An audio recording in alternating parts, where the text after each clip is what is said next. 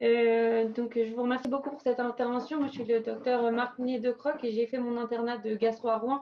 Et donc, je remercie aussi le docteur Goria pour ce travail, donc, qui porte sur l'évolution des facteurs de risque de la thrombospore aiguë chez le patient non cirrhotique. Tout d'abord, l'objectif et puis les matériels et méthodes. Donc, l'objectif de notre étude était de décrire la prévalence des facteurs de risque de la thrombose de la veine porte aiguë, qu'ils soient connus ou suspectés, avec leur éventuelle évolution sur deux périodes, 2004-2014, puis 2014-2020. Donc, c'était une étude de rétrospective observationnelle épicentrique dans les hôpitaux Beaujon et puis Charles-Nicolle à Rouen, chez des patients majeurs avec une thrombose non tumorale, non cirrhotique et récente, diagnostiquée entre juillet 2004 et mai 2020.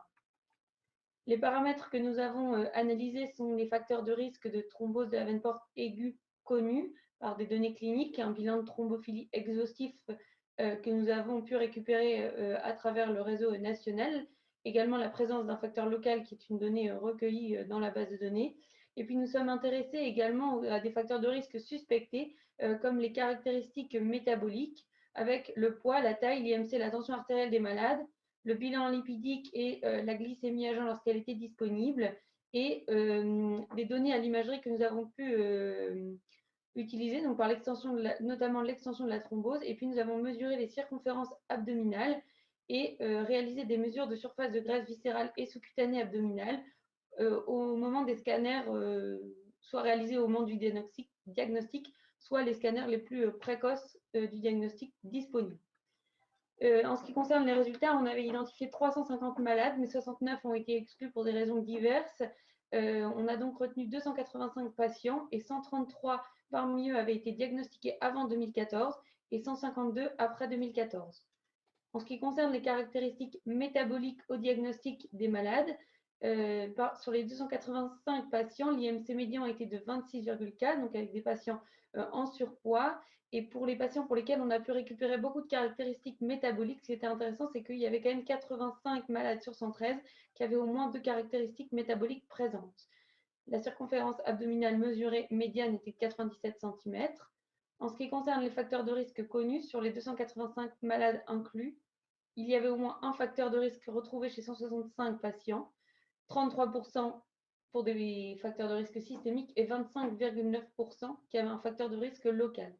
Il n'y avait aucun facteur de risque retrouvé dans à peu près 40% des cas. En ce qui concerne l'évolution des facteurs de risque, entre avant et après 2014, il y a une différence significative sur le SAPL avec une diminution du nombre de SAPL. Est-ce que c'est plutôt à cause d'une meilleure prise en charge de SAPL et une meilleure anticoagulation qu'il y a moins de thrombose? Et puis, il y avait une absence de cause qui était pas différente sur le plan significatif, mais en tout cas, c'est plus fréquent après 2014 qu'avant 2014.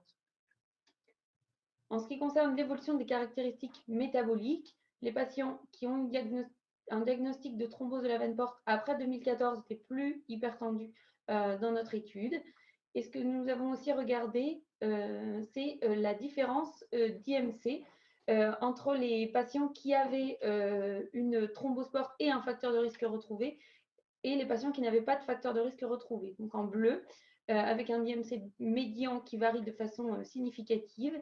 Et cette différence significative était encore plus marquée pour les patients qui avaient un facteur de risque systémique ou alors une absence de facteur de risque systémique, c'est-à-dire pas de facteur de risque du tout, ou alors un facteur de risque local. Donc la conclusion de cette étude est qu'il y reste 30 à 40% des thromboses de la veine porte aiguë qui demeurent inexpliquées. Il n'y a pas de différence significative sur les caractéristiques métaboliques entre les deux périodes en ce qui concerne notre étude, hormis une majoration de l'hypertension artérielle. La seule différence significative entre le groupe de malades atteints de thrombose de la veine porte avec ou sans facteur de risque connu est l'IMC. Par contre, dans notre étude, contrairement à l'étude antérieure de Christophe Bureau, la circonférence abdominale et surface de graisse n'étaient pas différentes entre les deux groupes.